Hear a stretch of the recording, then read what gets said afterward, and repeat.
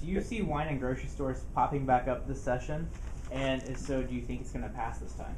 I think it won't pop back up. It's already up. It really is. It's on the Senate floor right now. It is. So yes, I see some form of that passing this year.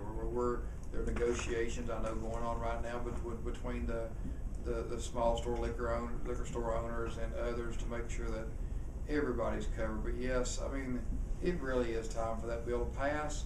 We've got it on the Senate floor. I'm not sure that bill will pass exactly like it is. We may draw it back to committee and work with the House, but I expect it to pass this year. Also, what do you think are the hurdles that need to be cleared right now? What needs resolved?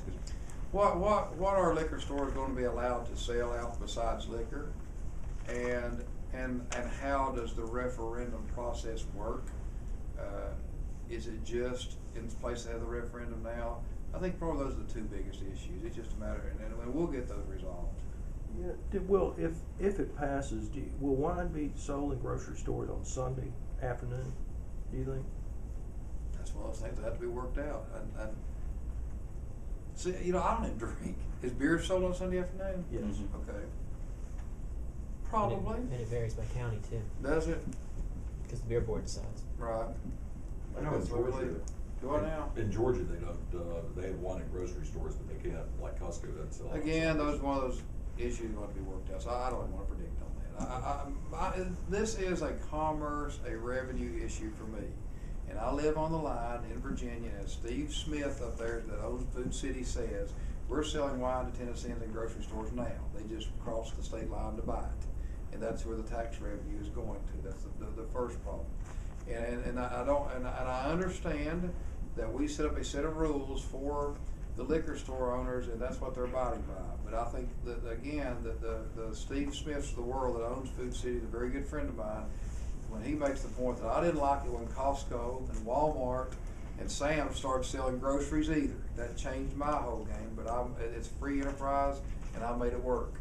So that argument holds some water because it was the government that sets the rules, but to say those rules have to go on forever, it doesn't hold water with me. We just got to figure out how to change it. You still hear from people who are ready for this thing to pass? Oh, I'm not sure there's a hotter issue out there, really. I'm really not.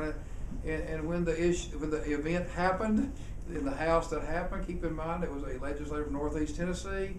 Yes, I still hear about it. That may be the one issue that people stop you about more than anything and talk to you about. Really. What do you make of that? I mean, you guys do all kinds of important public policy stuff around here, and people care about wine in supermarkets. Because it affects people's day-to-day life, and we could change the tax structure, and they don't see it. Their accountant does. There's lots of things to do, but it's usually the female that does the shopping. Not always, but usually. And I think this is something in my area that you can go 100 feet and buy it in a grocery store at 100 feet this way and not. So I think because it does affect people's day-to-day life, and I don't think it contributes to DUI. If I did think that, I wouldn't even pass. I think it's more just something you take home and have with dinner. I do believe that. So I just think a couple of things that affects me is being on the state line, and number two, the way things happened last year, and being a local representative added to that.